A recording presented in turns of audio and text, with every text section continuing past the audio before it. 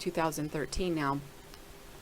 I don't remember the year of that, but that was also a big September fiasco. They were trying to create a big apocalypse in that September, so they're probably trying to create something again. Well, what happens is when they are going to kill innocent people, it seems like, or also use a nuclear weapon, that something happens and their plans are put down. However, when they want to do a staged event like the Roanoke shooting, because because I think nobody gets killed, or if they do, maybe they have agreed to it, maybe they signed something, or they're part of the Masonic order and it's part of their free will, then there's nothing that the Star People or the positive military on the ground can do to stop that. So this could be the same thing. If they want this to actually work, it's going to have to be a false flag. It's going to have to be fake, because nobody can really stop them if they're not going to hurt anybody and they're just going to film something. So that's one of my speculations. I'm going to be really surprised if nothing happens, because all these numbers are really stacking up here for something. In the video that didn't publish, I talked a lot about the Jefferson Memorial. And so let me just show you, this distance is 1.19 miles from the Jefferson Memorial to the top of ISIS's head right here. And it is a 0-degree heading.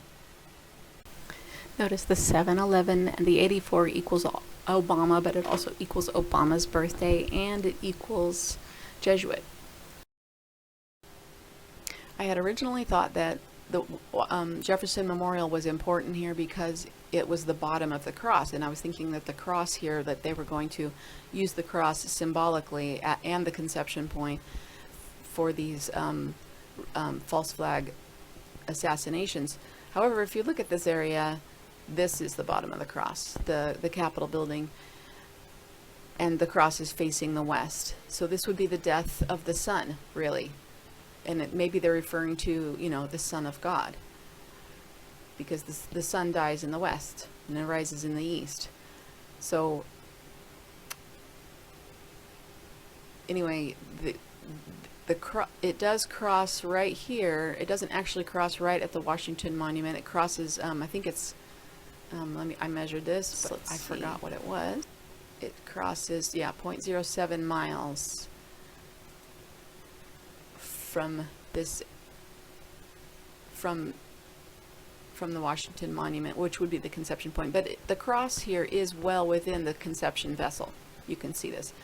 If you haven't seen my videos about this area, I have drawings of Isis Horus. This is Horus Senior, I hope, who is also Osiris. And in the video that didn't publish yesterday that I'm going to try to redo, I talked about how George Washington and our forefathers do worship a god that we don't know. I hadn't heard the name of until yesterday when I studied it, and it's a composite, and it does include Osiris. It's Baal, Jehovah, and Osiris, I think, all together.